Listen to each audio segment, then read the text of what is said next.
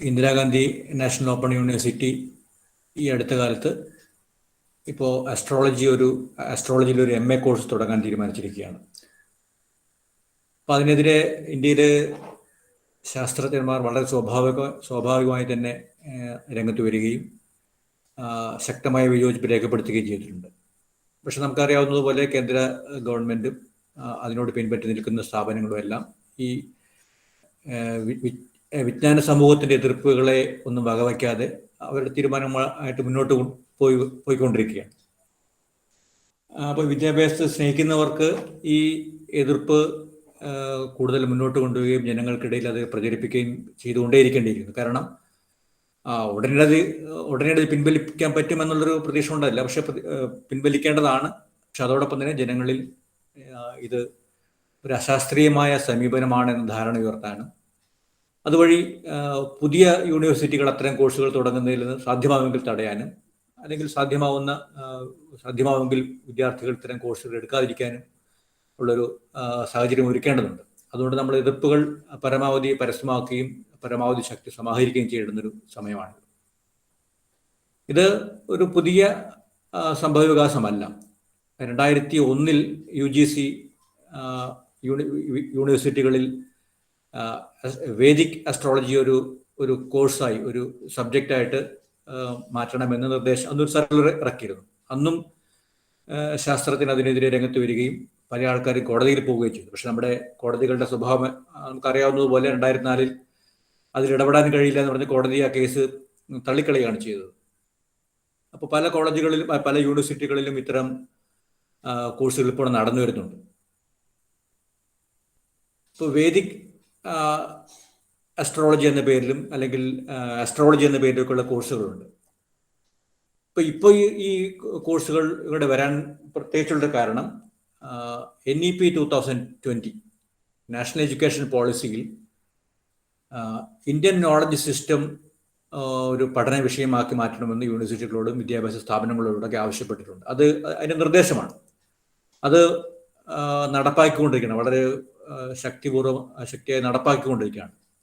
അപ്പം അതിൻ്റെ ഭാഗമായിട്ടാണ് ഈ അസ്ട്രോളജി കോഴ്സ് തുടങ്ങാൻ ഇപ്പോൾ ഇന്ദിരാഗാന്ധി നാഷണൽ ഓപ്പൺ യൂണിവേഴ്സിറ്റി തീരുമാനിച്ചിരിക്കുന്നത്. ഈ സന്ദർഭത്തിൽ 2001 UGCയുടെ സർക്കുലറിൻ്റെ വന്ന സമയത്ത് ഇന്ത്യയിലെ പ്രമുഖ ശാസ്ത്രജ്ഞനായ JV നർലിക്കർ ഒരു ലേഖനം എഴുതിയിരുന്നു. അദ്ദേഹം ഒരു ലേഖനം എഴുതിയിരുന്നു.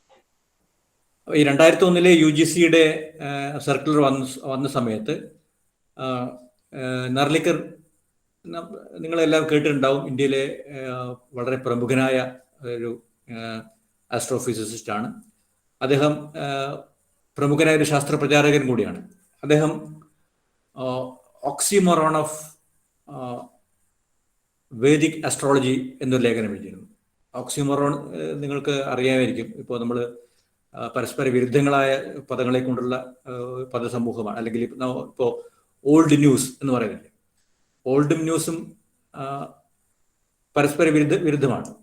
അതുപോലെ തന്നെ സെപ്പറേറ്റ്ലി അഗ്ലി, അങ്ങനെയൊക്കെയുള്ള പ്രയോഗങ്ങളാണ് ഓക്സിമോറോൺ എന്ന് പറയുന്നത്. അതുപോലെ ഒരു ഓക്സിമോറോൺ ആണ് ഈ വേദിക് അസ്ട്രോളജി എന്ന് പറയുന്നത്. കാരണം അത് വേദിക് അല്ല, കാരണം ഒരു വൈദിക പാരമ്പര്യമുള്ളതല്ല അസ്ട്രോളജി. അത് ഒരു വിജ്ഞാനവുമല്ല, ഒരു വൈദിക വിജ്ഞാനമല്ല വേദിക് അസ്ട്രോളജി എന്ന അർത്ഥത്തിലാണ് അദ്ദേഹം ആ ലേഖനം എഴുതിയത്. ഇത് വൈദികമല്ല എന്ന് പറയുന്നതിൻ്റെ കാരണം വൈദിക സാഹിത്യത്തിലൊന്നും ഇന്ന് നമ്മൾ അസ്ട്രോളജി എന്നറിയപ്പെടുന്ന ഈ ഫലഭാഗ ജ്യോതിഷത്തെക്കുറിച്ചുള്ള സൂചനകളില്ല.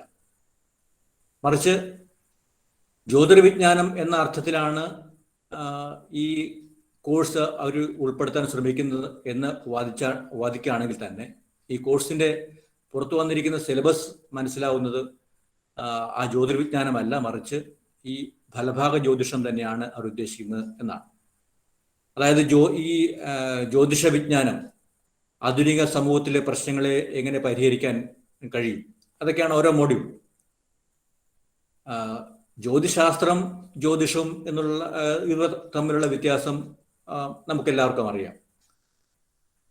ഭാരതത്തിൽ ആദ്യം ഉണ്ടായിരുന്ന അല്ലെങ്കിൽ ട്രഡീഷണൽ ഇന്ത്യൻ നോളജ് സിസ്റ്റത്തിൽ ഉൾപ്പെടുത്തേണ്ടുന്നത് ഭാരതീയ ജ്യോതിശാസ്ത്രമാണ്.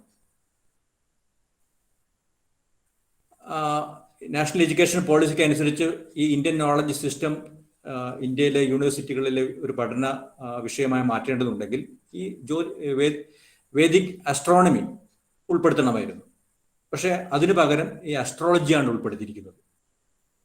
അപ്പൊ യഥാർത്ഥത്തിൽ ഇത് ഇന്ത്യൻ നോളജ് സിസ്റ്റം അല്ല. ഈ അസ്ട്രോളജി എന്നുള്ളത് ഇന്ത്യൻ ഒറിജിൻ നോളജ് സിസ്റ്റം അല്ല. അപ്പൊ അത് തന്നെയാണ് ഇതിന്റെ ഒന്നാമത്തെ വൈരുദ്ധ്യം.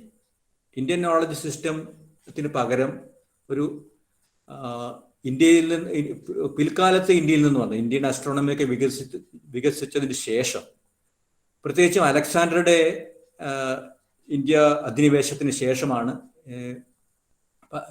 ഗ്രീസിൽ നിന്നുമുള്ള പല ധാരണകളും അറിവുകളും വിജ്ഞാനങ്ങളും അല്ലെങ്കിൽ അന്നത്തെ അവിടെ ഉണ്ടായിരുന്ന ധാരണകൾ ഇന്ത്യയിലേക്ക് വരുന്നത്. അതിന്റെ ഭാഗമായിട്ടാണ് ഈ യവന സംസ്കൃതിയിലുണ്ടായിരുന്ന ഈ ഫലഭാഗ ജ്യോതിഷം, അസ്ട്രോളജി ഇന്ത്യയിലേക്ക് വരുന്നത്. പിന്നീടുണ്ടായ വേദാംഗ ജ്യോതിഷ കാലഘട്ടത്തിലുണ്ടായ പല സാഹിത്യങ്ങളിലും അതിനെക്കുറിച്ചുള്ള സൂചനകളുണ്ട്. സൂര്യ സിദ്ധാന്തത്തിൽ സൂര്യൻ മയനോട് പറയുന്ന ഒരു ഭാഗം, നിങ്ങൾ യവനദേശത്ത് പോവും, ഞാൻ അവിടെ നിന്ന് ബ്രഹ്മാവിന്റെ ശാപം നിമിത്തം എനിക്ക് ചെയ്യാൻ പറ്റാതെ കാരണം അവിടെ നിന്ന് ഞാൻ നിങ്ങൾക്ക് വിജ്ഞാനം തരാം എന്ന് പറയുന്ന ശ്ലോകങ്ങളൊക്കെ ഉണ്ട്. അപ്പൊ ഈ യവന ആധിപത്യത്തെക്കുറിച്ച് അല്ലെങ്കിൽ യവന അധിനിവേശത്തെക്കുറിച്ചുള്ള സൂചനകൾ സൂര്യ സിദ്ധാന്തങ്ങളിലുണ്ട്. അതിനുശേഷം വന്ന പിൽക്കാല ചരിത്ര ഗ്രന്ഥങ്ങളിലെല്ലാം ഈ ഫലഭാഗ ജ്യോതിഷം എന്നുള്ളത് സ്വതന്ത്രമായി ഭാരതത്തിൽ വികസിച്ച ഒന്നല്ല, മറിച്ച് ബാബിലോണിൽ നിന്നും യവന സംസ്കാരത്തിൽ നിന്നും കടന്നു വന്നതാണ് എന്നുള്ളതിന്റെ തെളിവുകൾ നമുക്ക് ധാരാളം കിട്ടിയിട്ടുണ്ട്. അപ്പൊ യഥാർത്ഥത്തിൽ ഈ അസ്ട്രോളജി എന്ന് പറയുന്ന ഈ ശാസ്ത്രം ഒരു ഇന്ത്യൻ നോളജ് സിസ്റ്റം അല്ല. ഈ വൈരുദ്ധ്യം നമ്മൾ ആദ്യം മനസ്സിലാക്കണം. അതോടൊപ്പം തന്നെ ഇന്ന് അസ്ട്രോളജി വലിയ ഒരു ഇൻഡസ്ട്രിയായി മാറിയിരിക്കുകയാണ്. 2004 പ്രസിദ്ധീകരിക്കപ്പെട്ട ഒരു പഠനത്തിൽ ഏതാണ്ട് 40,000 കോടി ടേൺ ഓവർ ഉള്ള ഒരു ബിസിനസ്സായിട്ട് ഇന്ത്യയിൽ ഈ അസ്ട്രോളജി മാറിയിരിക്കുന്നു. പ്രത്യേകിച്ച് ഇന്റർനെറ്റിൻ്റെയൊക്കെ ആവിർഭാവത്തോടു കൂടി, കമ്പ്യൂട്ടറുകളുടെയും സ്മാർട്ട് ഫോണുകളുടെയൊക്കെ ആവിർഭാവത്തോടു കൂടി എല്ലാവരുടെയും വിരൽത്തുമ്പിൽ എത്തുന്ന രീതിയിലേക്ക് ഇത് വളർന്നു വന്നിരിക്കുന്നു. ഇപ്പം നമുക്ക് എല്ലാ സ്ഥലത്തും പോയാൽ കാണാൻ പറ്റും കമ്പ്യൂട്ടർ ജ്യോതിഷം എന്നുള്ള ബോർഡ് വെച്ചുള്ള സ്ഥാപനങ്ങൾ കാണാൻ പറ്റും. അപ്പോൾ ആധുനിക വിജ്ഞാനത്തിന്റെ ഒരു ഫലശ്രുതിയാണ് ഈ ഇന്റർനെറ്റും കമ്പ്യൂട്ടർ വിജ്ഞാനവുമെല്ലാം. അപ്പൊ ഈ ആധുനിക സാങ്കേതിക വിദ്യകൾ ഉപയോഗിച്ചുകൊണ്ട് ഈ അശാസ്ത്രീയതയെ വളർത്തുന്ന, അശാസ്ത്രീയതയെ ജനങ്ങളിലേക്ക് എത്തിച്ചുകൊണ്ടിരിക്കുന്ന, അല്ലെങ്കിൽ അതിൽ നിന്ന് മുതലെടുക്കുന്ന ഒരു രീതിയാണ് ഇപ്പൊ അസ്ട്രോളജി നമ്മൾ കണ്ടുകൊണ്ടിരിക്കുന്നത്. അപ്പൊ ഇതൊരു വ്യവസായം വളർത്തിയെടുക്കുക എന്നുള്ള ഒരു ഉദ്ദേശം, അതോടൊപ്പം തന്നെ ഈ അസ്ട്രോളജി ഈ കോഴ്സ് കൊണ്ടുണ്ടോ അല്ലെങ്കിൽ കോഴ്സ് ഈ യൂണിവേഴ്സിറ്റി സിലബസിൽ ഉൾപ്പെടുത്തുന്നതിന്റെ ഉദ്ദേശത്തെ ഞാൻ പിന്നീട് സംസാരിക്കാം. ഇത്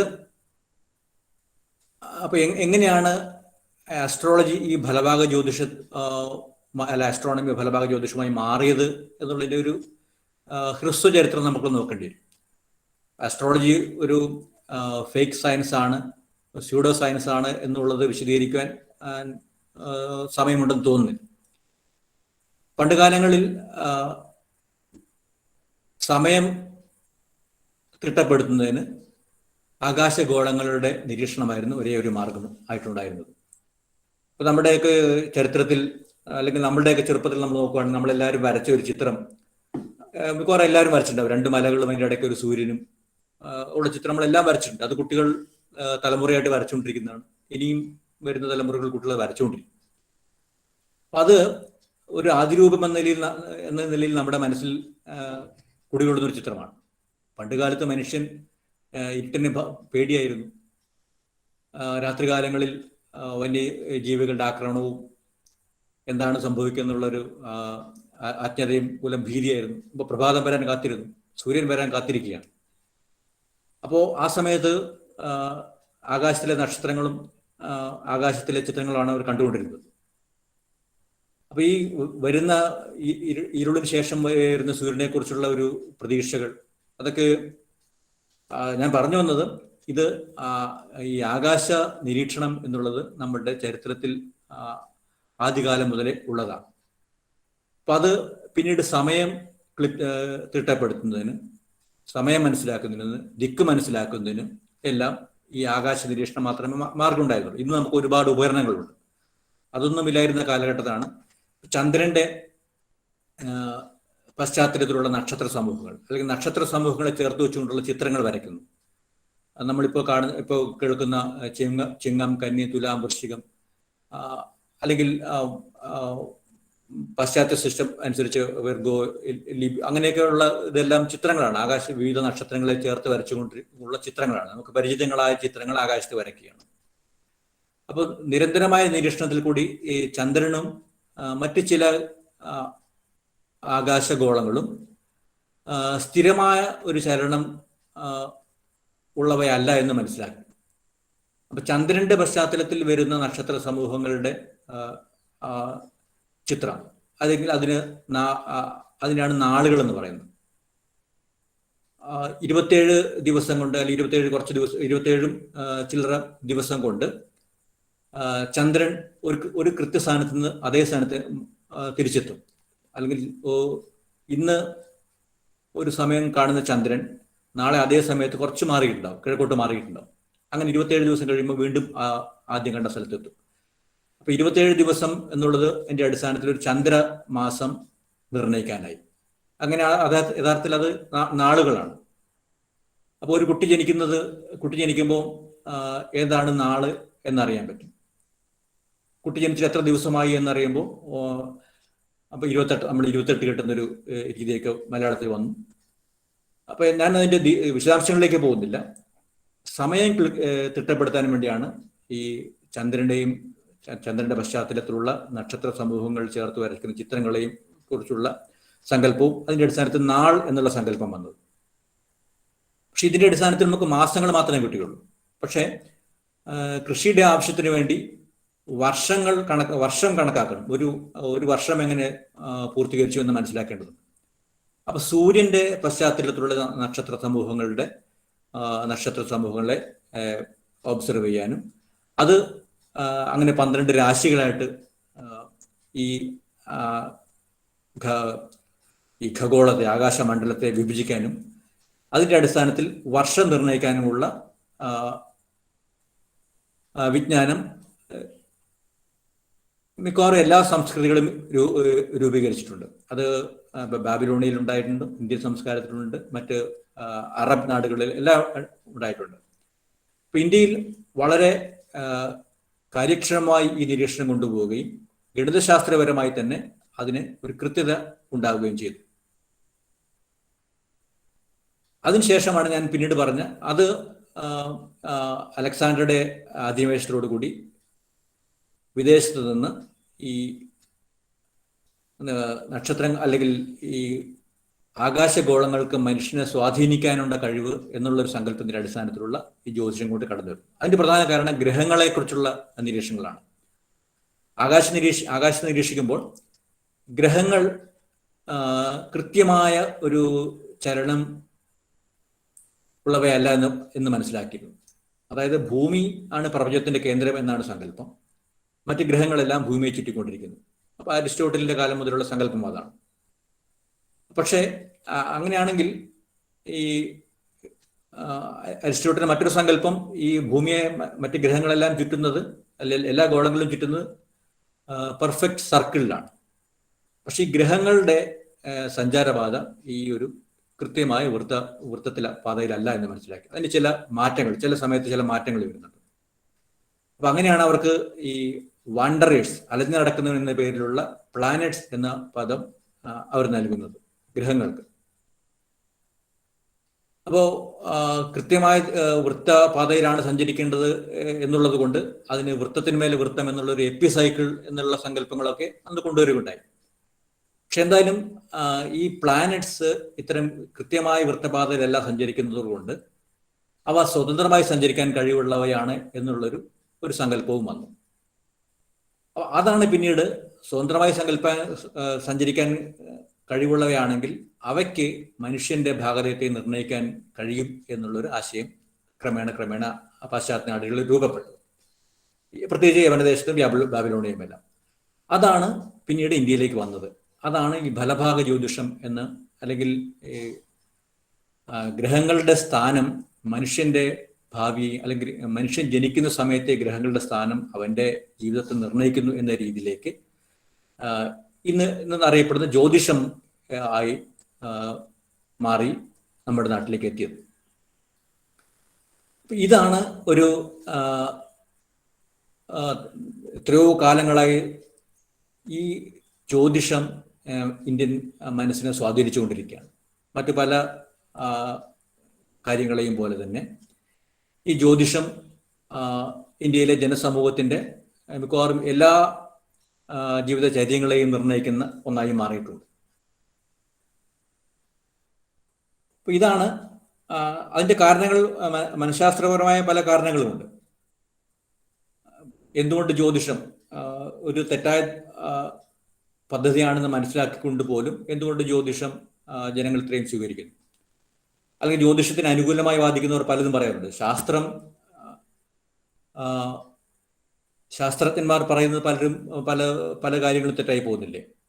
ഇപ്പോൾ വളരെയധികം പരിഹസിക്കപ്പെട്ട ഒരു ശാസ്ത്രശാഖയാണ് കാലാവസ്ഥാ പ്രവചനം.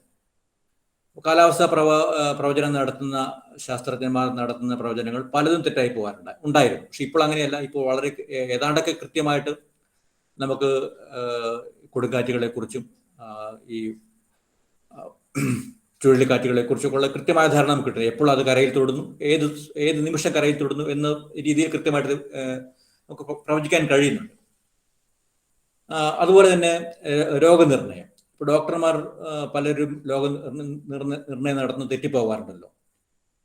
അപ്പൊ ശാസ്ത്രത്തിൽ പറയുന്ന തെറ്റുകൾ സംഭവിക്കാറുണ്ട്.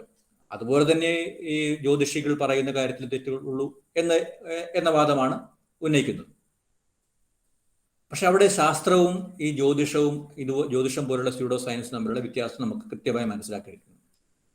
ശാസ്ത്രം എന്നുള്ളത്,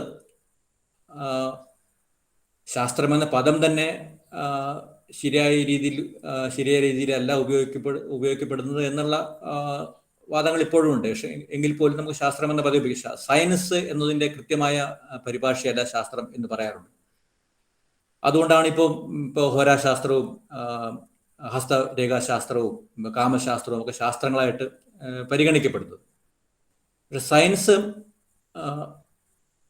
എന്നുള്ളത് അല്പം വ്യത്യസ്തമായ ഒന്നാണ്. പക്ഷെ നമുക്ക് ശാസ്ത്രം എന്ന പദം ഒരു പ്രതിഷ്ഠമായതുകൊണ്ട് അത് തന്നെ ഉപയോഗിക്കേണ്ടി വരുന്നെന്ന് മാത്രം. ഇപ്പൊ ശാസ്ത്രം എന്നുള്ളത് നിരീക്ഷണങ്ങളിൽ നിന്നാണ് അതിൻ്റെ ആരംഭം. നിരീക്ഷണങ്ങൾ ധാരാളം നടത്തുന്നു. മനുഷ്യൻ നടത്തുന്ന നിരീക്ഷണങ്ങളുടെ അടിസ്ഥാനത്തിൽ പ്രാഥമികമായ ഒരു പരികല്പന അവർ രൂപീകരിക്കുന്നു. പ്രാഥമികമായ ഒരു പരികല്പന രൂപീകരിച്ചു കഴിഞ്ഞാൽ പിന്നെ അടുത്ത അതിൻ്റെ സ്റ്റെപ്പ് ആ പരികല്പന ശരിയോ തെറ്റോ എന്നറിയാനുള്ള പരീക്ഷണങ്ങളോ അല്ലെങ്കിൽ നിരീക്ഷണങ്ങളോ സാധ്യമാണോ എന്നറിയാനുള്ള അന്വേഷണമാണ്. അങ്ങനെ കണ്ടെത്തി കഴിഞ്ഞാൽ ആ പ്രാഥമികമായ പരികല്പന അല്ലെങ്കിൽ പ്രാഥമികമായ ഒരു സിദ്ധാന്തം ശരിയോ തെറ്റോ എന്നറിയാനുള്ള നിരീക്ഷണങ്ങളും പരീക്ഷണങ്ങളും നടത്തുന്നു. ആ പരീക്ഷണങ്ങളുടെ അടിസ്ഥാനത്തിൽ, അവരുടെ ഫലത്തിന്റെ അടിസ്ഥാനത്തിൽ ആ പ്രാഥമിക കൽപ്പന ശരിയോ തെറ്റോ എന്ന് നിർണ്ണയിക്കുന്നു. അപ്പോൾ ആ പരീക്ഷണ ഫലങ്ങൾ നമ്മുടെ പ്രാഥമിക പരികല്പനയെ സാധൂകരിക്കുന്നില്ലെങ്കിൽ ആ പരികല്പന അതോടെ ഉപേക്ഷിക്കുന്നു. അപ്പോൾ പുതിയ നിരീക്ഷണ ഫലങ്ങളുടെ ചേർത്തുകൊണ്ട് പുതിയൊരു സങ്കല്പം, പുതിയൊരു പരികല്പന രൂപീകരിക്കുന്നു. അപ്പോൾ വീണ്ടും അത് ശരിയോ തെറ്റോ എന്നറിയാനുള്ളൊരു പരീക്ഷണങ്ങൾ നടത്തുന്നു, അല്ലെങ്കിൽ വനശാസ്ത്രമൊക്കെ ആണെങ്കിൽ നിരീക്ഷണങ്ങൾ നടത്തുന്നു. അതിങ്ങനെ തുടർന്നുകൊണ്ടേയിരിക്കുന്നു. അങ്ങനെയാണ് നമ്മൾ സത്യത്തിനോട് കൂടുതൽ അടുത്തുകൊണ്ടേയിരിക്കുന്നത്. ശാസ്ത്രത്തിൽ പരമസത്യം ഒന്നുമില്ല, അന്തിമമായ സത്യമില്ല, അന്തിമമായ വിജ്ഞാനമില്ല. നമ്മൾ അതിലേക്ക് അടുത്തുകൊണ്ടേയിരിക്കും. ഒരു അസിംപ്റ്റോട്ടിക്, നമ്മൾ മാത്തമാറ്റിക്സിൽ പറയുന്ന അസിംപ്റ്റോട്ടിക് കർവ് എന്ന് പറയുന്നത്. അപ്പൊ അതിനോട് അടുത്തുകൊണ്ടേയിരിക്കുന്നുള്ളൂ. അനന്തതയിൽ മാത്രമാണ് അത് കൂട്ടിമുട്ടുക, അല്ലെങ്കിൽ അനന്തതയിലാണ് നമുക്ക് ഈ എക്സാക്ട് സയൻസ്, എക്സാക്ട് നോളജിലേക്ക് എത്താൻ കഴിയുന്നത്. അപ്പോൾ ഈ ശാസ്ത്രം ഇങ്ങനെയാണ് വളർന്നുകൊണ്ടേയിരിക്കുന്നത്. അപ്പോൾ മുമ്പുണ്ടായിരുന്ന പരികല്പനകൾ നമ്മൾ ഓരോന്നോരോന്നായി അതിനെ ചേർത്തിരിച്ച് തെറ്റായ സങ്കല്പങ്ങളെ മുഴുവൻ കളഞ്ഞുകൊണ്ടിരിക്കുകയാണ്. പക്ഷേ ഈ അസ്ട്രോളജിയിൽ അങ്ങനെയൊന്നുമില്ല. അങ്ങനെ ഒന്നും കളയേണ്ടത് ആവശ്യമില്ല. അത് സമ്പൂർണമായ സിദ്ധാന്തങ്ങളെ അങ്ങ് ആദ്യമേ തന്നെ ആവിഷ്കരിച്ച് അതാണ് സത്യം എന്ന രീതിയിലാണ് പോകുന്നത്. ഇപ്പൊ ശാസ്ത്ര സിദ്ധാന്തമാണെങ്കിൽ ഞാൻ നേരത്തെ പറഞ്ഞല്ലോ, അത് ഒരു പരികൽപ്പന ശരിയോ തെറ്റോ എന്നറിയാനുള്ള പരീക്ഷണങ്ങളോ നിരീക്ഷണങ്ങളോ അവയെക്കുറിച്ച് പറയേണ്ടി വരും. അപ്പൊ 20-ാം നൂറ്റാണ്ടിലെ ഒരു ഫിലോസഫറായ കാൾ പോപ്പർ ഒരു സിദ്ധാന്തം അവതരിച്ചിട്ടുണ്ട്, ഫാൾസിഫയബിലിറ്റി. അതിനെക്കുറിച്ചുള്ള വിമർശനങ്ങളുണ്ട്, പക്ഷെ ഞാൻ അതിൻ്റെ ഒരു ഭാഗം മാത്രമാണ് ഇവിടെ പറയുന്നത്. ഒരു സിദ്ധാന്തം ശാസ്ത്രീയമാണോ അല്ലയോ എന്നറിയാൻ അത് ഫാൾസിഫയബിൾ ആണോ എന്ന് നമുക്ക് പരിശോധിക്കേണ്ടി വരും. അതൊന്ന് തെറ്റാണെന്ന് സ്ഥാപിക്കലല്ല, മറിച്ച് ഒരു സിദ്ധാന്തം ആവിഷ്കരിക്കപ്പെട്ട് കഴിഞ്ഞാൽ ആ സിദ്ധാന്തം ശരിയോ തെറ്റോ എന്ന് വ്യവച്ഛേദിച്ചറിയാനുള്ള ഒരു പരീക്ഷണത്തെക്കുറിച്ച് അത് പ്രിഡിക്റ്റ് ചെയ്യണം. ഇപ്പോൾ ഭൂമി സൂര്യന് ചുറ്റും കറങ്ങുന്നു എന്നുള്ള സങ്കല്പമാണെങ്കിൽ ഇന്നിന്ന നിരീക്ഷണങ്ങൾ നടത്തിയാൽ ഇന്നിന്ന ഫലങ്ങൾ ലഭിക്കുകയാണെങ്കിൽ ഈ സിദ്ധാന്തം തെറ്റാണ് എന്ന് നമുക്ക് സ്ഥാപിക്കാം എന്ന് പറയാൻ പറ്റും എന്ന ഒരു പ്രിഡിക്ഷൻ നടത്താൻ കഴിയണം. ഗുരുത്വാകർഷണ സിദ്ധാന്തം എല്ലാ വസ്തുക്കളും അന്യോന്യം ആകർഷിക്കുന്നു, അവയുടെ മാസിന്റെ ഗുണനഫലത്തിനും അവയുടെ തമ്മിലുള്ള ദൂരത്തിന്റെ വർഗത്തിന് വിപരീത അനുപാതത്തിലും ആകർഷിക്കുന്നു എന്ന് ഒരു സിദ്ധാന്തം ന്യൂട്ടൺ ആവിഷ്കരിക്കുകയാണെങ്കിൽ അത് ശരിയാണ് അല്ലെങ്കിൽ തെറ്റാണ് എന്ന് സ്ഥാപിക്കാൻ ഉതകുന്ന ഒരു പരീക്ഷണം നമുക്ക് പ്രെഡിക്റ്റ് ചെയ്യാൻ സാധിക്കണം. അങ്ങനെ സാധിക്കുമെങ്കിൽ ആ സിദ്ധാന്തം ഒരു ശാസ്ത്രീയ സിദ്ധാന്തം എന്ന തലത്തിലേക്ക് ഉയരും. എന്നതുകൊണ്ട് മാത്രം അത് അശാസ്ത്രീയമോ ആവുന്നതല്ല. അപ്പോൾ ഒരു പ്രാഥമികമായും ഒരു സിദ്ധാന്തം ശാസ്ത്രീയമാണോ അല്ലയോ, അല്ലെങ്കിൽ ശാസ്ത്രീയതയുടെ ഉള്ളിൽ വരുമോ അല്ലെങ്കിൽ അതിന് പുറത്തു നിൽക്കുമോ എന്ന് നിർണ്ണയിക്കാൻ ഈ ഫാൾസിഫയബിലിറ്റി ആവശ്യമാണ്. ഈ ഫാൾസിഫയബിലിറ്റിയെ കുറിച്ചുള്ള മറ്റു വിമർശനങ്ങൾ ഞാൻ ഇവിടെ അവതരിപ്പിക്കുന്നില്ല. ഇതൊരു ഉരകല്ലാണ്. നമുക്ക് ആ സിദ്ധാന്തം തെറ്റോ ശരിയോ എന്ന് നിർണ്ണയിക്കാനുള്ള ഒരു പരീക്ഷണത്തെക്കുറിച്ച് പ്രവചിക്കാൻ അതിന് കഴിയണം, ആ സിദ്ധാന്തത്തിന് കഴിയണം. നമ്മുടെ ഏതൊരു സിദ്ധാന്തവും, ശാസ്ത്രീയ സിദ്ധാന്തവും ഈ ഫാൾസിഫയബിലിറ്റി എന്ന ഈ റിക്വയർമെന്റിനെ അംഗീകരിക്കുന്നതാണ്. ഏതൊരു സിദ്ധാന്തം എടുത്തു നോക്കുകയാണെങ്കിൽ അത് ശരിയോ തെറ്റോ എന്ന് നിർണ്ണയിക്കാനുള്ള ഒരു പരീക്ഷണത്തെക്കുറിച്ച് അത് പറയും. അത് പരീക്ഷണം നടത്തി അതിന്റെ ഫലങ്ങൾക്കനുസരിച്ച് സിദ്ധാന്തം തള്ളപ്പെടുകയോ അത് കൂടുതൽ റിഫൈൻഡ് ആയി മാറുകയോ ചെയ്യും. പക്ഷേ ഈ അസ്ട്രോളജിയെക്കുറിച്ച് നമുക്ക് അങ്ങനെ പറയാൻ കഴിയില്ല. അപ്പൊ അസ്ട്രോളജിയുടെ ഒരു പ്രഡിക്ഷൻ, അതായത് ഒരു അസ്ട്രോളജർ അല്ലെങ്കിൽ ഒരു ജ്യോതിഷി നൽകുന്ന ഒരു പ്രവചനം തെറ്റാണെന്ന് വന്നാൽ ഈ ജ്യോതിഷം എന്നുള്ള ഈ വിജ്ഞാന ശാഖ തെറ്റാണ് എന്ന് ഒരാളും പറയില്ല, ഒരു അസ്ട്രോളജറും അങ്ങനെ പറയില്ല. അതുകൊണ്ട് തന്നെ അത് ശാസ്ത്രത്തിന്റെ പരിധിക്ക് പുറത്താണ്, അത് ശാസ്ത്രമല്ല. അപ്പോൾ നമ്മളിപ്പോൾ ഉദാഹരണത്തിന് ദൈവം ഉണ്ടോ ഇല്ലയോ എന്നുള്ളത് ദൈവമുണ്ട് എന്നുള്ള ഒരാൾ ഒരു സിദ്ധാന്തമായി അവതരിപ്പിക്കുകയാണ്. അപ്പൊ അത് ഫാൾസിഫൈബിൾ ആവണമെങ്കിൽ ദൈവം ഇല്ല അല്ലെങ്കിൽ ദൈവം ഉണ്ട് എന്ന് തെളിയിക്കാൻ ആവശ്യമായ ഒരു പരീക്ഷണത്തെക്കുറിച്ച് അത് പ്രവചിക്കണം. നമുക്ക് ഏത് നിരീക്ഷണം അങ്ങനെ പ്രവചിക്കാൻ പറ്റും? ഏത് നിരീക്ഷണ ഫലത്തിന്റെ അടിസ്ഥാനത്തിൽ നമുക്ക് ദൈവമില്ല എന്ന് പറയാൻ പറ്റുമോ? പറയാൻ പറ്റുമെങ്കിൽ അത് ഫാൾസിഫൈബിൾ ആണ്. അതിന്റെ അടിസ്ഥാനത്തിൽ ദൈവം ഉണ്ടോ ഇല്ലയോ എന്നുള്ളതല്ല, മറിച്ച് ആ സിദ്ധാന്തം ശാസ്ത്രീയമായ ഒരു സിദ്ധാന്തത്തിന്റെ പരിധിയിലേക്ക് വരുമോ എന്ന് നിർണ്ണയിക്കാൻ വേണ്ടിയാണ്. ആ സിദ്ധാന്തം ശരിയോ തെറ്റോ എന്നുള്ളതല്ല. അപ്പൊ ദൈവമുണ്ടോ ഇല്ലയോ എന്ന് നിർണ്ണയിക്കാൻ ആവശ്യമായ ഒരു പരീക്ഷണം സാധ്യമല്ല. അല്ലെങ്കിൽ അങ്ങനെ ഏതൊരു പരീക്ഷണത്തെക്കുറിച്ചും പറയുകയാണെങ്കിലും അത് ദൈവവിശ്വാസികൾ അതിനെ എതിർക്കും.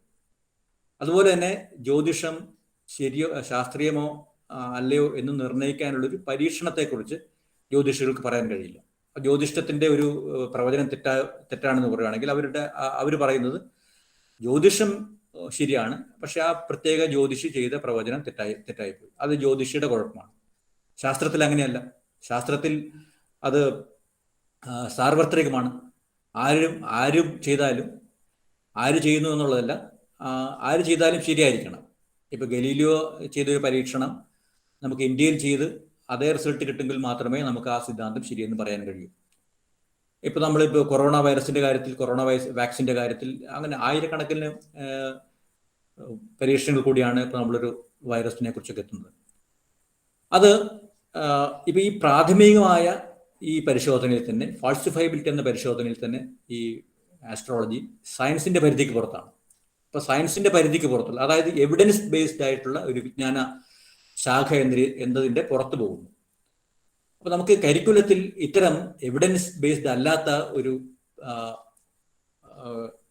ശാഖ ഉൾപ്പെടുത്തേണ്ടതുണ്ടോ എന്നുള്ളതാണ് ഈ സമയത്ത് ഉന്നയിക്കേണ്ടുന്ന പ്രശ്നം. അതല്ല. അപ്പൊ അതുകൊണ്ട് തന്നെ ഇത് എതിർക്കപ്പെടേണ്ട ഒന്നാണ്. എന്തായാലും ശരി, ഇത് ആസ്ട്രോളജി ശരിയോ തെറ്റോ എന്നുള്ളതിന്റെ ഈ ഫാൾസിഫയബിലിറ്റി അതൊക്കെ മറച്ചു വെച്ചാൽ തന്നെ, അതൊക്കെ മറന്നാൽ തന്നെ ആസ്ട്രോളജിയുടെ പ്രഡിക്ഷൻസിനെ കുറിച്ച് നിരവധി പഠനങ്ങൾ നടത്തിയിട്ടുണ്ട്. ഇപ്പോൾ അതിന് സ്റ്റാറ്റിസ്റ്റിക്കൽ അനാലിസിസ് ആണ് പ്രധാനമായിട്ട് ഉപയോഗിക്കുന്നത്. അത് ആധുനിക ശാസ്ത്രത്തിലെ മിക്കവാറും എല്ലാ സിദ്ധാന്തങ്ങളുടെയും സാധൂകരണത്തിന് ഉപയോഗിക്കുന്ന ഒന്നാണ്. ഇപ്പൊ നമുക്ക് ഈ ഹിഗ്സ് ബോസോൺ നമ്മൾ കുറച്ചു കാലം മുമ്പ് കണ്ടെത്തിയത്, അത് എന്തെങ്കിലും ഒരു യന്ത്ര സഹായത്തോടുകൂടി ഹിഗ്സ് ബോസോണിനെ കണ്ടെത്തുകയായിരുന്നില്ല. മറിച്ച് ഹിഗ്സ് ബോസോണിന്റെ അല്ലെങ്കിൽ പാർട്ടിക്കിൾ കൊളീഷൻസ് ഹയർ എനർജി പാർട്ടിക്കിളുടെ കൊളൈഡ് ചെയ്യുമ്പോൾ ഹിഗ്സ് ബോസോൺ ഉണ്ടെങ്കിൽ അത് നൽകുന്ന ചില ഫലങ്ങളുണ്ട്.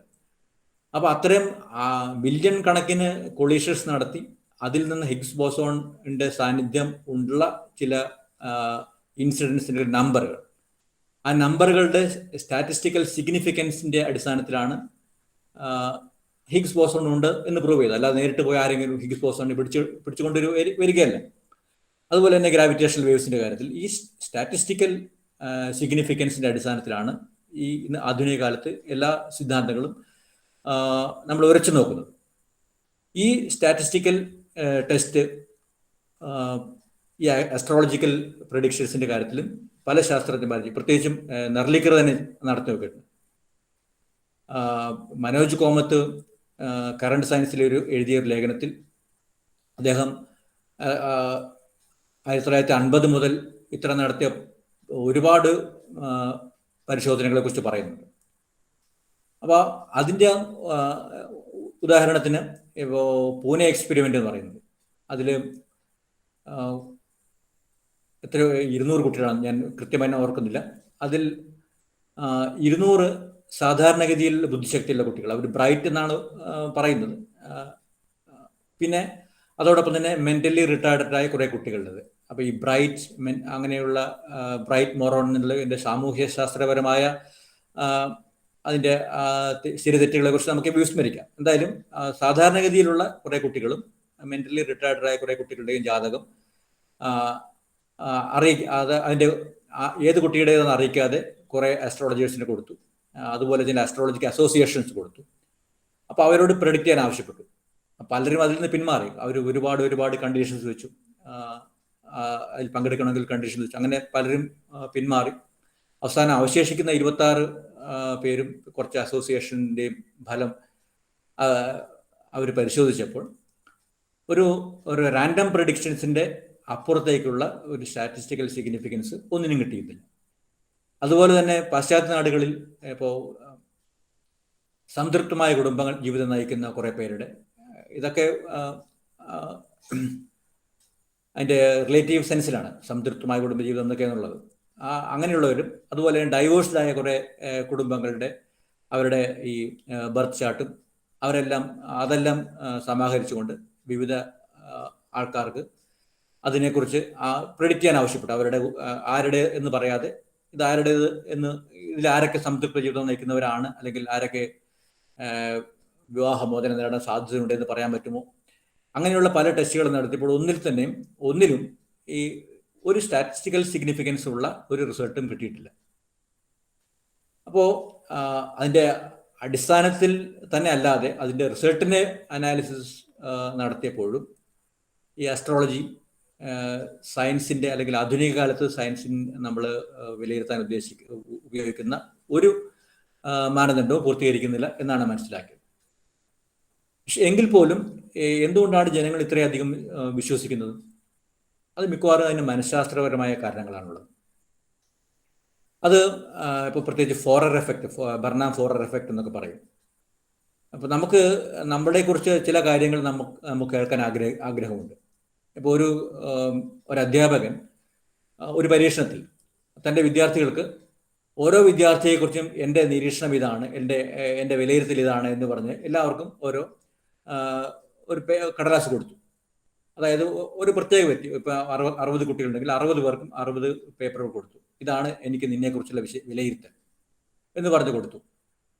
എന്നിട്ട് അത് ശരിയാണോ, നിങ്ങളുടെ അഭിപ്രായം അത് തന്നെയാണോ എന്ന് കുട്ടികളോട് പറയാൻ പറഞ്ഞു. അപ്പോൾ കുട്ടികൾ അതിലെ ഏതാണ്ട് 95% അത് ആ കുട്ടികളും ഈ അധ്യാപകന്റെ വിലയിരുത്തലോട് യോജിക്കുന്നു എന്നാണ് മറുപടി പറഞ്ഞത്.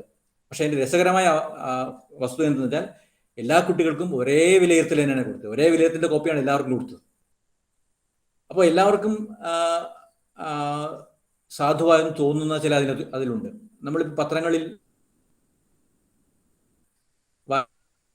പ്രേരിതരാകുന്നത് അതിന്റെ കാരണം ഇതാണ്. അപ്പൊ ആ വാരഫലത്തിൽ ഉള്ള കാര്യങ്ങൾ പലതും തെറ്റാണെങ്കിൽ പോലും നമുക്ക് ശരിയെന്ന് തോന്നുന്ന, അല്ലെങ്കിൽ നമുക്ക് സ്വീകാര്യമായെന്ന് തോന്നുന്ന പലതും അതിലുണ്ടാവും. ഇന്ന് ധന ആഗമ മാർഗങ്ങൾ തെളിഞ്ഞു വരും, അല്ലെങ്കിൽ വിദേശയാത്രയ്ക്കുള്ള സാധ്യതകൾ, ഉന്നത വിദ്യാഭ്യാസം നേടാനുള്ള സാധ്യതകൾ തെളിഞ്ഞു വരും. ഒരാഴ്ച കഴിഞ്ഞാൽ കൂടുതൽ മെച്ചപ്പെട്ട അവസ്ഥ ഉണ്ടാവാൻ സാധ്യതയുണ്ട് എന്നൊക്കെ ഉണ്ടാകുമ്പോൾ നമുക്ക് എല്ലാവർക്കും ശരിയെന്ന് തോന്നുന്നതാണ്. അപ്പൊ നമുക്ക് ശരിയെന്ന് തോന്നുന്നതിനെ സ്വീകരിക്കാനും തെറ്റെന്ന് തോന്നുന്നതിനെ നമ്മൾ അവഗണിക്കാനുമുള്ള ഈ മാനസികാവസ്ഥയാണ് ഫോറർ എഫക്റ്റ് എന്ന് പറയുന്നത്. അപ്പോൾ ഫോറർ എഫക്റ്റ് കൊണ്ട് അസ്ട്രോളജിക്കൽ പ്രഡിക്ഷൻസ് മുഴുവനും ശരിയാണെന്ന് തോന്നാനുള്ള സാധ്യത, ഒരു ഫീലിംഗ് ഉണ്ടാവും. അതുപോലെ തന്നെ മനുഷ്യൻ നിരവധി കഷ്ടപ്പാടുകളിലാണ് ജീവിക്കുന്നത്. ഈ കഷ്ടപ്പാടുകളിൽ നിന്ന് എങ്ങനെ പുറത്തു വരും എന്നവർക്ക് ധാരണയില്ല. അപ്പോൾ അസ്ട്രോളജി ഒരു സമാശ്വാസം പോലെ ചിലപ്പോൾ തോന്നും, ഒരു പ്രതീക്ഷ. നാളെ കഴിഞ്ഞാൽ, അല്ലെങ്കിൽ ഈ ഒരു രാശി കഴിഞ്ഞാൽ, ഒരു ദശ കഴിഞ്ഞാൽ മെച്ചപ്പെടും എന്നുള്ളൊരു വിശ്വാസം വരും. അപ്പം അത് മാനസികാവസ്ഥയോടെ ബന്ധപ്പെട്ടാണ്. ഇപ്പോൾ മാനസികാവസ്ഥ നമ്മൾ external locus of control, internal locus of control, അങ്ങനെ ചില 2 തരത്തായി തിരിക്കാൻ പറ്റും. എക്സ്റ്റേണൽ ലോക്കസ് ഓഫ് കൺട്രോൾ എന്ന് പറയുകയാണെങ്കിൽ നമ്മളുടെ നിയന്ത്രണം അല്ലെങ്കിൽ നമ്മുടെ ഭാഗതയെ മുഴുവൻ നമുക്ക് പുറത്തുള്ള എന്തോ ഒന്നിലാണ് കുടികൊള്ളുന്നത് എന്ന് ജനങ്ങൾ വിശ്വസിക്കാം. അതുപോലെ തന്നെ എൻ്റെ ഭാഗതയെ മുഴുവൻ എൻ്റെ പ്രവർത്തനത്തിൻ്റെ ഫലമാണ് എന്നും വിശ്വസിക്കാം. അപ്പോൾ ഒരു യുവാവിന് തൊഴിൽ കിട്ടുന്നില്ല. അപ്പോൾ അവന് വിചാരിക്കാം, ഞാൻ മത്സര പരീക്ഷകൾ ശരിയായി എഴുതാത്തതുകൊണ്ടാണ് എനിക്ക് തൊഴിൽ കിട്ടാത്തത്, അത് എൻ്റെ മാത്രം കുറ്റമാണ് എന്ന് വിശ്വസിക്കുന്നു. അതാണ് ഇന്റേണൽ ലോക്കസ് ഓഫ് കൺട്രോൾ.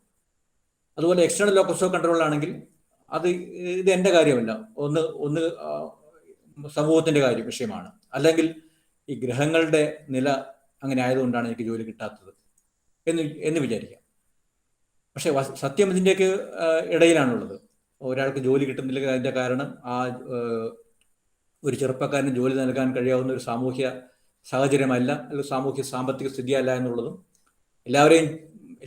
എല്ലാവരും ജോലി ചെയ്യേണ്ടതാണ്, എല്ലാവർക്കും ജോലി കൊടുക്കാനുള്ള അവസരം ഉണ്ടാവേണ്ടതാണ് എന്നുള്ള ആ സങ്കല്പത്തിന് വിരുദ്ധമായ സാമൂഹിക സാഹചര്യം നിലനിൽക്കുന്നതിനൊക്കെയാണ് ജോലി കിട്ടാത്തത്. പക്ഷെ അതിന്റെ കാരണം അവർ വിശ്വസിക്കുന്നത് എങ്ങനെയാണ്, ഈ ഗ്രഹങ്ങളുടെ നില എങ്ങനെ ആയതുകൊണ്ടാണ്. അപ്പോൾ അതിനെതിരെ ഒരു സാർത്ഥകമായ ഒരു പ്രതിരോധം വളർത്തിയെടുക്കാൻ കഴിയാതെ വരും. അപ്പോൾ ഇതിന്റെ ഒരു എഫക്റ്റ് എന്ന് പറയുകയാണെങ്കിൽ അത് പാവങ്ങളെയാണ് കൂടുതൽ ബാധിക്കുന്നത്. പണ്ട് ഗുജറാത്തിൽ ഏതോ ഒരു സമയത്ത് കടൽ കയറി വരും എന്നുള്ള ഒരു പ്രഡിക്ഷൻസ് ഉണ്ടായ സമയത്ത് അവിടെ പാവങ്ങൾ മുഴുവൻ ആ സ്ഥലം വിട്ടുപോയി.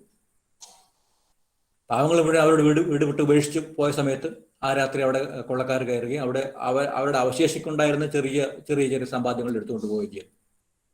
അപ്പൊ ഇത്തരം പ്രഡിക്ഷൻസ് പണക്കാരെ ബാധിക്കുന്നില്ല. പണക്കാരിങ്ങനെ വിട്ട് പോകേണ്ടി വരുന്നില്ല.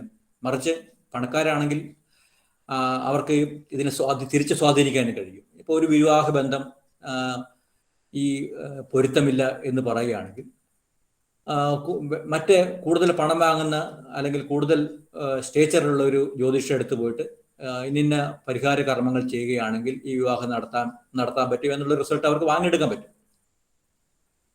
അപ്പം തിരിച്ചു സ്വാധീനിക്കും. അവർ അസ്ട്രോളജി വിശ്വസിക്കുന്നുണ്ടെങ്കിൽ പോലും അവരുടെ സമൂഹത്തിലെ പണം അല്ലെങ്കിൽ സമൂഹത്തിൽ അവരുടെ സ്വാധീനം ഈ അവരുടെ ജീവിതത്തെ അതിന് വിട്ടുകൊടുക്കുന്നതിലേക്കും എത്തിക്കുന്നില്ല. അപ്പോൾ പണക്കാരെ പാവപ്പെട്ടവരെ സ്വാധീനിക്കുന്നത് പോലെ ഈ അസ്ട്രോളജിയുടെ വിശ്വാസം സ്വാധീനിക്കുന്നില്ല. അത് സമൂഹത്തിലെ പവർ സ്ട്രക്ചറിനെ അല്ലെങ്കിൽ ഈ അധികാര ഘടനയെ അതേപടി നിലനിർത്താനും ഈ ഇത്തരം വിശ്വാസം സഹായിക്കുന്നുണ്ട്. അതോടൊപ്പം തന്നെ അത് പൊതുവായി സമൂഹം ഏറ്റെടുക്കേണ്ടി വരുന്ന ചില കർത്തവ്യങ്ങളിൽ നിന്നും സമൂഹത്തെ അല്ലെങ്കിൽ ഭരണാധികാരികളെ പിന്തിരിപ്പിക്കുന്നുണ്ട്. ഇന്ത്യ മഹത്തായൊരു പാരമ്പര്യമുള്ള രാജ്യമാണ്. വേദകാലത്ത് തന്നെ ഇന്ത്യ പ്ലാസ്റ്റിക് സർജറി നടത്തിയിരുന്നു എന്നൊക്കെ വിശ്വസിക്കുകയാണെങ്കിൽ നമുക്ക് നമ്മുടെ ഭാവിയിൽ നമ്മുടെ ഈ ഭൂതകാലത്തിൽ നമുക്ക് അഭിരമിച്ച് ഇരുന്നാലും മതി, കൂടുതൽ പ്രവർത്തനം നടത്തേണ്ടത് ആവശ്യമില്ല. ആ രീതിയിൽ അതിൻ്റെ പ്രായോഗിക അർത്ഥത്തിൽ ഈ അസ്ട്രോളജിയിലുള്ള വിശ്വാസം ജനങ്ങളിൽ പാവപ്പെട്ടവർ പ്രത്യേകിച്ചും കൂടുതൽ അഫക്റ്റ് ചെയ്യുന്നുണ്ട്. അപ്പോൾ ഇങ്ങനെയുള്ള ഒരു ശാസ്ത്രശാഖ ആണ് ഇപ്പോൾ കോഴ്സായിട്ട് വരാൻ പോകുന്നത്.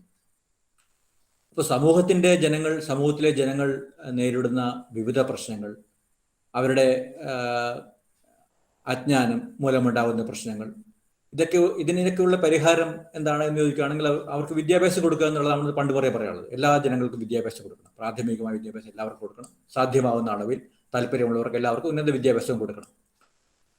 അപ്പൊ അതാണ് സാർവത്രിക വിദ്യാഭ്യാസമാണ് ഇത്തരം പ്രശ്നങ്ങൾ മറികടക്കാനുള്ള ഒരു മാർഗം എന്ന് നമുക്ക് മനസ്സിലായിരിക്കുന്ന സമയത്ത് ഈ വിദ്യാഭ്യാസം തന്നെ ഇങ്ങനെയായാലോ, കൊടുക്കുന്ന വിദ്യാഭ്യാസം തന്നെ അശാസ്ത്രീയമാണെങ്കിലോ ആ കിട്ടിയ വിദ്യാഭ്യാസം കൊണ്ട് എന്തെങ്കിലും പ്രശ്നം പരിഹരിക്കാൻ കഴിയുമോ? അപ്പൊ ഈ ഇത്തരം കോഴ്സിന് പോകുന്നവർക്ക് ചിന്തിക്കാനുള്ള ശേഷി തന്നെ ഇല്ലാതാവുകയാണ്. അല്ലെങ്കിൽ നേരായി ചിന്തിച്ചുകൊണ്ട് പ്രശ്നങ്ങളെ മനസ്സിലാക്കാനും സ്വന്തം ജീവിതത്തിലെ പ്രശ്നങ്ങളും അതോടൊപ്പം തന്നെ തനിക്ക് ചുറ്റുമുള്ള സമൂഹത്തിലെ പ്രശ്നങ്ങളെ മനസ്സിലാക്കാനുള്ള ശേഷി നഷ്ടപ്പെട്ടവരായി മാറുകയാണ് ഇത്തരം കോഴ്സിൽ പങ്കെടുക്കുന്നവർ സംഭവിക്കുന്നത്. അപ്പൊ അപകടം ഇതാണ്, ഇത്തരം സ്യൂഡോ സയൻസ് നമ്മുടെ അംഗീകൃത യൂണിവേഴ്സിറ്റി കോഴ്സുകളായി മാറുന്നതോടുകൂടി വിദ്യാഭ്യാസം ഇന്നത്തെ മുതലാളിത്തത്തിന്റെ ആവശ്യത്തിനനുസരിച്ച് എല്ലാവർക്കും കുറച്ചെങ്കിലും വിദ്യാഭ്യാസം കൊടുക്കണം. കാരണം അവർക്ക് ഫോൺ ഓപ്പറേറ്റ് ചെയ്യുന്നവരെയും ഇന്റർനെറ്റ് ഉപയോഗിക്കുന്നവരെയൊക്കെ ആവശ്യമാണ്, മാർക്കറ്റിന് അത് ആവശ്യമാണ്. അപ്പൊ പ്രാഥമികമായ ഇത്തരം ധാരണ എല്ലാവർക്കും കൊടുക്കും. പണ്ട് കാലത്ത് പറഞ്ഞതുപോലെ സമ്പൂർണ്ണമായും അജ്ഞതയിൽ അവർ നിർത്താൻ കഴിയില്ല. പക്ഷെ കൊടുക്കുന്ന വിജ്ഞാനം അവരുടെ ചിന്ത ശേഷിയെ വളർത്തുന്നില്ല എന്ന് ഉറപ്പാക്കുകയും വേണം. ഒരു മഡിൽ തിങ്കിങ്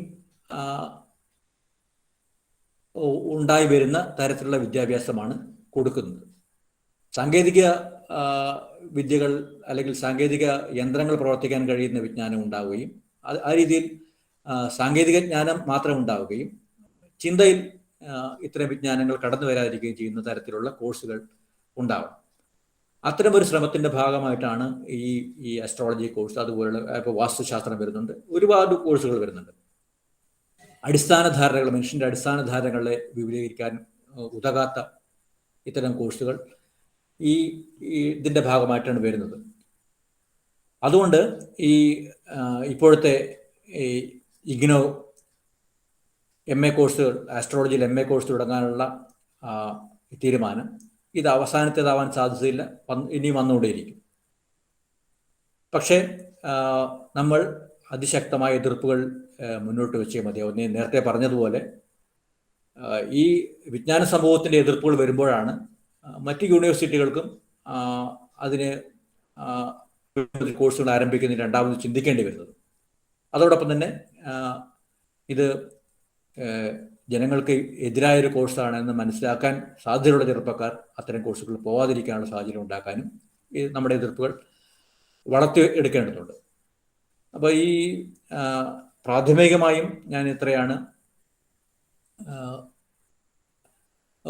പറയാൻ ഉദ്ദേശിക്കുന്നത്.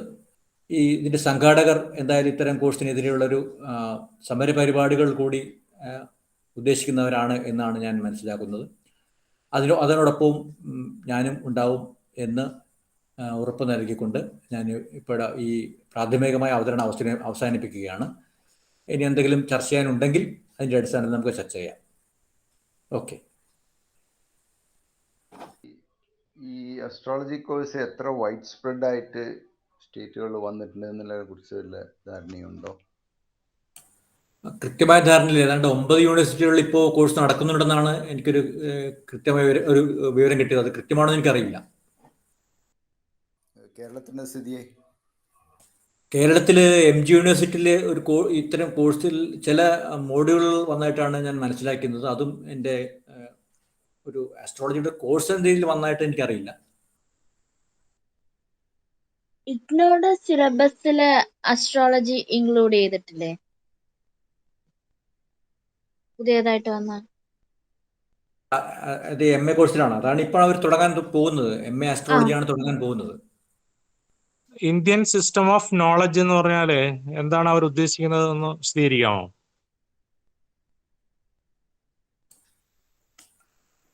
അവരെന്താണ് ഉദ്ദേശിക്കുന്നതെന്ന് പറയുകയാണെങ്കിൽ അവരോട് ചോദിക്കേണ്ടി വരും. ഇന്ത്യൻ സിസ്റ്റം ഓഫ് നോളജ് എന്നുള്ളത് പ്രധാനമായിട്ടും ഈ വൈദിക സംസ്കൃതിയിൽ ഉള്ള വിജ്ഞാനങ്ങളാണ്, അല്ലെങ്കിൽ വിജ്ഞാനം എന്ന് പറയപ്പെടുന്നതിനാണ് ഇന്ത്യൻ സിസ്റ്റം ഓഫ് നോളജ്. ഇപ്പോൾ അസ്ട്രോളജി,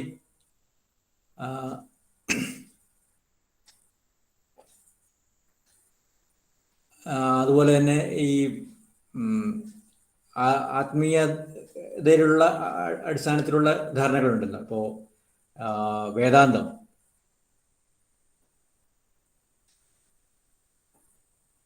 ഇന്ത്യൻ ഫിലോസഫി എന്ന് പൊതുവെ അറിയപ്പെടുന്ന വേദങ്ങളിലും ഉപനിഷത്തുകളിലും ഉണ്ട് എന്ന് പറയപ്പെടുന്ന വിജ്ഞാനങ്ങളെക്കുറിച്ച്, വിജ്ഞാന ശാഖകളാണ് ഇന്ത്യൻ നോളജ് സിസ്റ്റം എന്ന് അവരുദ്ദേശിക്കുന്നത് എന്നാണ് ഞാൻ മനസ്സിലാക്കുന്നത്.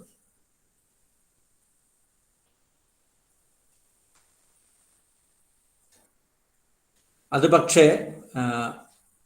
ഇന്ത്യൻ നോളജ് സിസ്റ്റം എന്ന് പറയുമ്പോൾ ഇന്ത്യക്ക് വളരെ മഹത്തായ ഒരു വിജ്ഞാന പാരമ്പര്യം ഉണ്ട് എന്നുള്ളത് തർക്കമില്ലാത്ത സംഗതിയാണ്. ആസ്ട്രോണമിയിലാണെങ്കിലും മെറ്റലർജിയിലാണെങ്കിലും മെഡിസിനിലാണെങ്കിലും ആസ്ട്രോണമിയിലാണെങ്കിലും പ്രാക്ടിക്കൽ ആസ്ട്രോണമിയിലാണെങ്കിലും വളരെ ആ സമയത്തുള്ള മിക്കവാറും പല സംസ്കാരങ്ങളെയും അല്ലെങ്കിൽ അതിശയിക്കുന്ന തരത്തിലുള്ള വിജ്ഞാനം അന്ന് ഇന്ത്യയിൽ ഉണ്ടായിട്ടുണ്ട്. പക്ഷേ ആ വിജ്ഞാന ശാഖകളൊന്നുമല്ല ഇന്ത്യൻ നോളജ് സിസ്റ്റം എന്ന രീതിയിൽ അവർ അവതരിപ്പിക്കാൻ ശ്രമിക്കും. ഈ കോഴ്സിൻ്റെ MA കോഴ്സിൻ്റെ കാര്യത്തിൽ തന്നെ അസ്ട്രോളജി എന്ന പേര് ഒരു കോഴ്സ് വന്നുകൊണ്ട് കുഴപ്പമൊന്നും സംഭവിക്കുന്നില്ല. പക്ഷേ അത്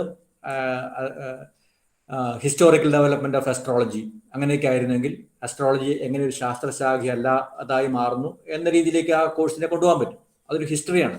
പക്ഷെ അങ്ങനെയല്ല ഉദ്ദേശിക്കുന്നത്. ഈ അസ്ട്രോളജി അല്ലെങ്കിൽ ജ്യോതിഷം ആധുനിക ജീവിതത്തിലെ പ്രശ്നങ്ങൾക്ക് എങ്ങനെ പരിഹരിക്കാം എന്ന രീതിയിലേക്കുള്ളതാണ് അവർ പോകുന്നത്. അപ്പോൾ അതിൻ്റെ ആ ഫലഭാഗ ജ്യോതിഷത്തിൻ്റെ, അതായത് ഗ്രഹങ്ങൾ മനുഷ്യ ജീവിതത്തെ സ്വാധീനിക്കുന്നു എന്ന ബേസിക് കോൺസെപ്റ്റിൻ്റെ അടിസ്ഥാനത്തിലുള്ള കോഴ്സാണ് ഉദ്ദേശിക്കുന്നത്.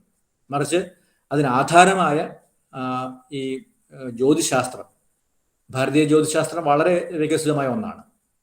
അതും കോഴ്സ് പഠിപ്പിക്കുന്നത് അത് നമുക്ക് ആധുനിക കാലത്ത് എന്തെങ്കിലും ചെയ്യാൻ കഴിയുമെന്ന അർത്ഥത്തിലല്ല, മറിച്ച് ആ ഭാരതീയ ജ്യോതിശാസ്ത്രം വികസിച്ചതിനേക്കാൾ എത്രയോ മടങ്ങ് ഇന്ന് ആധുനിക ജ്യോതിശാസ്ത്രം വന്നിട്ടുണ്ട്. അപ്പോൾ ആധുനിക ജ്യോതിശാസ്ത്രത്തിന് പകരമല്ല ഈ ഭാരതീയ വിജ്ഞാന ഒന്നും.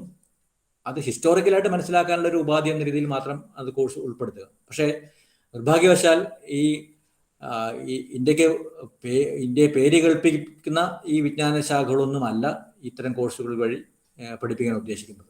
മറിച്ച് ഇത്തരം സ്യൂഡോ സയൻസ് ആണ് ഇന്ത്യൻ നോളജ് സിസ്റ്റം എന്ന് അവർ ഉദ്ദേശിക്കുന്നത്. യഥാർത്ഥത്തിൽ ഇന്ത്യക്ക് വളരെ മഹത്തായ ഒരു വിജ്ഞാന പാരമ്പര്യമുണ്ട്. അത് പഠിപ്പിക്കേണ്ടത് ആവശ്യമാണ്. അത് ചരിത്രപരമായ പരിപ്രേക്ഷ്യത്തിൽ പഠിപ്പിക്കുകയും വേണം. എൻ്റെ ഒരു സുഹൃത്തിന്റെ സുഹൃത്ത്, അവരുടെ ബന്ധുവായിട്ടുള്ള ഒരാൾ ഇങ്ങനെ അസ്ട്രോളജർ ആണ്. ആ രീതിയിലാണ് ഇങ്ങനെ പറഞ്ഞു കേട്ടിട്ടത്. അപ്പോ ഓൾറെഡി അവരുടെ കുടുംബം അങ്ങനെ അസ്ട്രോളജി ആ ഒരു ഇതില് അങ്ങനെ ഉപജീവനം അതിൽ ആയിട്ടുള്ള ആളുകളല്ല. പക്ഷെ അവര് പറഞ്ഞതനുസരിച്ച്, എന്റെ സുഹൃത്ത് പറഞ്ഞതനുസരിച്ച് അവര് അസ്ട്രോളജി പഠിച്ചു, കുറെ വളരെ നാളുകൾ അതിനുവേണ്ടി പരിശ്രമിച്ചു, കുറെ കാര്യങ്ങൾ പഠിച്ചു, എന്നിട്ട് അസ്ട്രോളജർ ആയതാണ് എന്നുള്ള നിലയിൽ അവര് ഭയങ്കര അതിനെ വളരെ വലുതായിട്ട് ഇങ്ങനെ പറയുകയുണ്ടായി. അപ്പം എനിക്ക് അവരെ നേരിട്ട് അറിയില്ല. പക്ഷെ ആ രീതിയിലൊക്കെ ആളുകൾ മേഖലയിലേക്ക് വരികയൊക്കെ ചെയ്യുന്നുണ്ട്. അത് വളരെ വലിയ കാര്യമായിട്ട് മറ്റുള്ള ആളുകളെ പോലെയല്ല, വളരെ ശാസ്ത്രീയമായിട്ടുള്ള കാര്യമാണ് എന്ന രീതിയിലൊക്കെ അങ്ങനെയും ആളുകൾ മുന്നോട്ട് പോകുന്നുണ്ട്. പക്ഷെ അതൊക്കെ എങ്ങനെയാണ് അതൊക്കെ സാധ്യമാകുന്നത്? ശ്രുതി അവസാനം പറഞ്ഞത് എനിക്ക് ക്ലിയർ ആയില്ല, സൗണ്ട് കുറച്ച് പോയി. എന്താണ്? ഞാൻ പറഞ്ഞത് ചില ആളുകൾ അസ്ട്രോളജി പഠിച്ചിട്ടാണ് ഞങ്ങൾ ഇങ്ങനെ അസ്ട്രോളജർ ആയത് എന്ന നിലയിൽ പറയുന്ന ചില ആളുകളുണ്ട്. അത് യഥാർത്ഥത്തിൽ എങ്ങനെയാണ് ഈ അശാസ്ത്രീയമായ കാര്യങ്ങൾ തന്നെ അവര് അപ്ലൈ ചെയ്യുന്നത്, എങ്ങനെയാണ് പഠിക്കുന്നത്, അത് എങ്ങനെയാണ് അത് സാധ്യമാകുന്നതെന്ന് എനിക്കറിയില്ല. ചില ആളുകൾ അങ്ങനെ പറയാറുണ്ട്. അതിനെക്കുറിച്ച് വലിയ ഗവേഷണങ്ങളൊക്കെ നടത്തി ഞങ്ങള് പാരമ്പര്യമായിട്ട് അങ്ങനെ ചെയ്യുന്ന ആളുകളല്ല, പക്ഷെ അസ്ട്രോളജി പഠിച്ചതിന് ശേഷമാണ് ഞങ്ങൾ ഇങ്ങനെ ചെയ്യുന്നത് എന്ന നിലയിൽ വരുന്ന ചില ആളുകളുണ്ട്.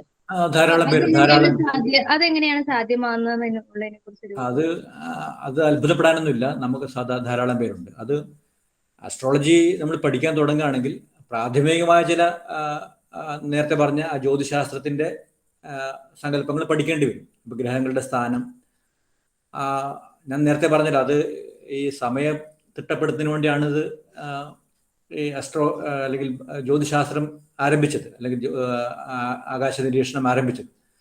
അപ്പൊ അത് കൃത്യമായ നിരീക്ഷണങ്ങളുടെ അടിസ്ഥാനത്തിലുള്ള ശരിയായ പഠനമുണ്ട്, അതിന്റെ പുറകിലുണ്ട്. പിന്നീട് വഴിമാറിപ്പോയതാണ്. അപ്പോൾ അസ്ട്രോളജി പഠിക്കുകയാണെങ്കിൽ ഈ ഗ്രഹനിലയെക്കുറിച്ചുള്ള പഠനം അത് ശരിയാണ്, അത് പഠിക്കേണ്ടി വരും, അത് പഠിക്കുന്നുണ്ട്. ധാരാളം പേര് ഇത് ചെയ്യുന്നത്. ഇപ്പം ഞാൻ ഒരു കോളേജ് അധ്യാപകനാണ്.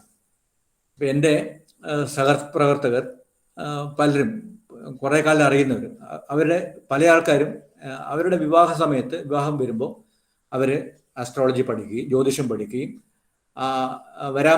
അല്ലെങ്കിൽ വരുന്ന ഈ ആലോചനകളുടെ അവരുടെ ആ കുട്ടിയുടെ ജാതകം നോക്കി സ്വയം പഠിക്കുകയും ചെയ്തു. എന്നിട്ട് അവരുടെ അഭിമാനത്തോട് പറയാറുണ്ട്, എൻ്റെ കല്യാണ സമയത്ത് ഞാൻ ജ്യോതിഷം പഠിച്ചു, ഞാൻ തന്നെ ഈ കുട്ടികളുടെ ജാതകം പൊരുത്തി നോക്കിയെന്ന് പറയുന്നത്. അതേ ആൾക്കാർ തന്നെ പിന്നീട് വീട് വെക്കുന്ന സമയത്ത് അതേ ആൾക്കാർ എന്നോട് പറഞ്ഞിട്ടുണ്ട്, ഞാൻ തന്നെ ഈ വാസ്തു പഠിക്കുകയും എൻ്റെ വീടിൻ്റെ പ്ലാനിന് ഈ വാസ്തുവിനനുസരിച്ച് ഞാൻ മാറ്റിയെടുക്കുകയും ചെയ്തു എന്ന് പറയുന്നുണ്ട്. അപ്പോൾ ഇത്തരം ഉന്നത വിദ്യാഭ്യാസമുള്ള ആൾക്കാർ പോലും ഇതാണ് അവരുടെ ജീവിതത്തിൽ പിന്തുടരുന്ന രീതി. അപ്പം അത് നമ്മുടെ മൊത്തം ശാസ്ത്രീയ ജ്ഞാനത്തിൻ്റെ അല്ലെങ്കിൽ സയൻറ്റിഫിക് ടെമ്പറിൻ്റെ ഒക്കെ ദൗർബല്യത്തെയാണ് കാണിക്കുന്നത്. അപ്പോൾ അതിനെ മറികടക്കുക എന്നുള്ളതാണ് നമ്മുടെ ഏറ്റവും വലിയ കർത്തവ്യം. അതിനെ മറികടക്കാൻ വേണ്ടിയാണ് നമ്മൾ ആവശ്യപ്പെടുന്നത് ശരിയായ വിദ്യാഭ്യാസം കൊടുക്കുക എന്നുള്ളത്. അപ്പോൾ ആ കൊടുക്കുന്ന വിദ്യാഭ്യാസവും ഇങ്ങനെയുള്ള വിദ്യാഭ്യാസമാക്കാനാണ് ഇപ്പോൾ സർക്കാർ ശ്രമിച്ചുകൊണ്ടിരിക്കുന്നത്. അപ്പോൾ ഇതാണ് ഒരു വിഷ്യസ് സർക്കിൾ. അപ്പോൾ അതിനെ മറികടക്കുക എന്നുള്ളതാണ് നമ്മളുടെ ഉത്തരവാദിത്വം.